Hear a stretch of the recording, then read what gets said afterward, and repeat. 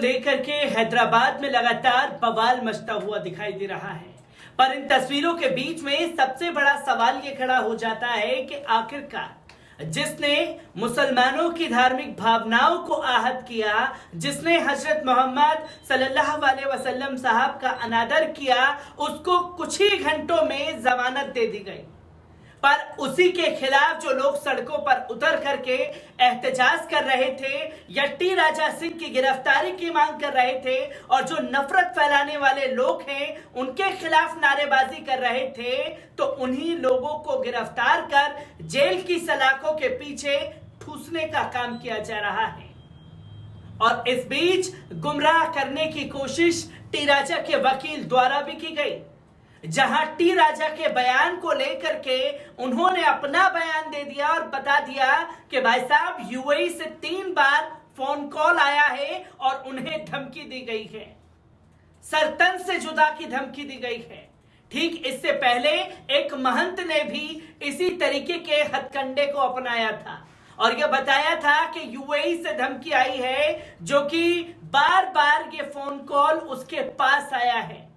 इन तमाम लोगों की जांच होनी चाहिए जो मिनट पर मुस्लिम देशों को लेकर के अपना बयान जारी कर देते हैं। जहां अब टी राजा विवाद में यूएई की एंट्री हो चुकी है, जो खुद टी राजा के वकील ने इस बयान को लोगों के सामने रखा और टी राजा के बयान के बाद जो बवाल मचा और जिन लोगों ने आरएसएस के खिलाफ नारेबाजी की, उन्हीं लोगों को गिरफ्तार कर लिया गया है।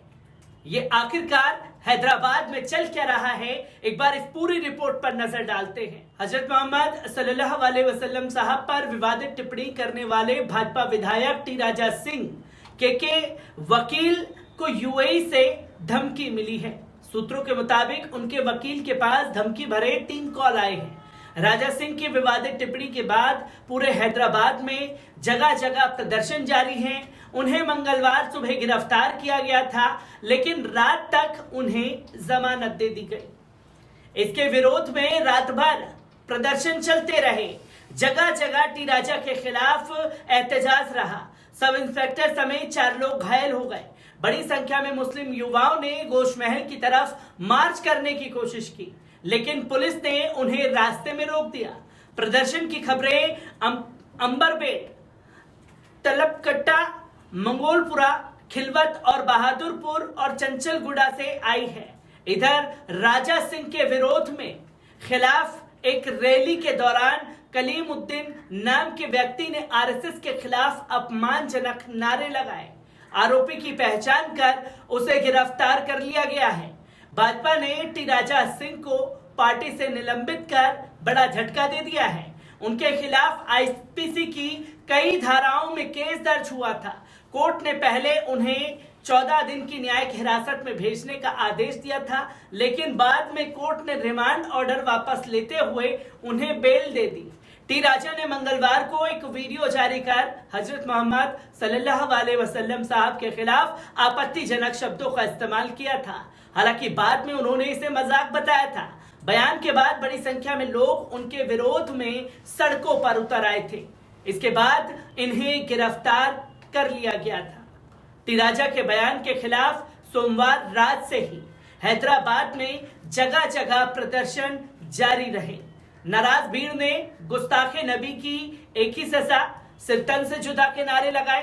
तो वहीं गोश महल से एमएलए टी राजा की गिरफ्तारी की मांग थी।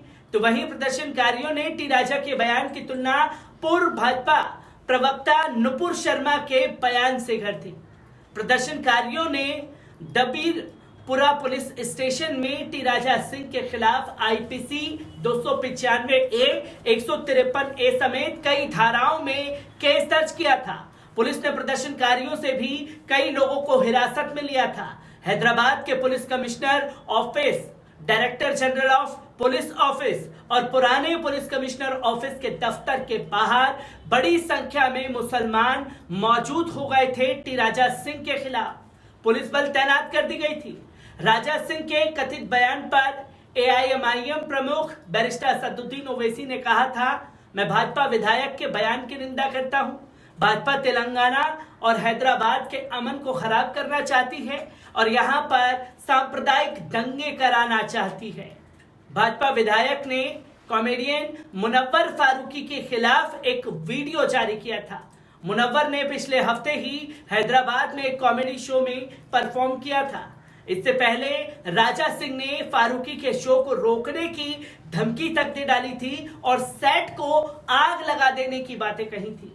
राजा सिंह का कहना था कि मुनव्वर फारूकी ने हिंदुओं की धार्मिक भावनाओं को आहत किया है।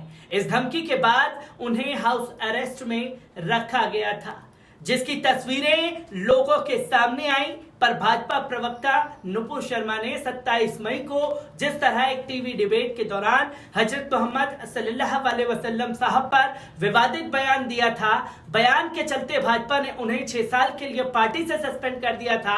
नुपुर के बयान के विरोध में देश में कई जगहों पर हिंसक प्रदर्शन हुए। सुप्रीम कोर्ट में भी इस मामले में नुपुर शर्मा को फटकार लगाई गई थी और कोर्ट ने साफ शब्दों में कहा था, मैडम नुपुर शर्मा, देश में जहां जहां बवाल मचा है उसकी जिम्मेदार सिर्फ आप हैं। अगर कोई सड़कों पर उतरा है और आपके खिलाफ नारेबाजी की है तो उसकी जिम्मेदार भी आप हैं। अगर इस प्रदर्शन में किसी की मौत भी हुई है या कोई घायल हुआ है तो उसकी जिम्मेदार भी आप हैं। जहां एक तस्वीर खत्म नहीं होती, भारतीय जनता पार्टी की दूसरी तस्वीर सामने आ जाती है और जब विदेशों से रिएक्शन सामने आता है और ताबड़तोड़ ट्वीट होते हैं तो आनन फानन में एक्शन का रिएक्शन भारत सरकार द्वारा देखने को मिलता है। और जब भारत सरकार द्वारा एक्शन का रिएक्शन देखने को मिलता है तो तस्वीरें सामने आती हैं कि नुपुर शर्मा को सस्पेंड कर दिया गया, तुरंत टी राजा सिंह को सस्पेंड किया गया। इसके लिए भारतीय जनता पार्टी जो है काबिले तारीफ कदम था जो तुरंत एक्शन लिया गया, पर 10 दिन का नोटिस भी दिया कि आखिरकार आपने ये बयान क्यों दिया, इसके बारे में पार्टी को बताएं। और अब जब लगातार ये बताने की कोशिश की गई टी राजा के वकील द्वारा कि यूएई से साहब फोन आ गया है, यूएई से धमकी आई है, आखिरकार ये यूएई से धमकी देने वाले लोग कौन हैं, इसकी भी जांच होनी चाहिए। और जांच में अगर कोई बड़ा खुलासा होता है तो तेलंगाना प्रशासन को देश के सामने रखना चाहिए कि आखिरकार देश की छवि को भी बिगाड़ने का काम कौन लोग करते हैं। मैं ऐसी ही खबरों से आपको रूबरू कराता रहूंगा। दीजिए इजाजत, शुक्रिया।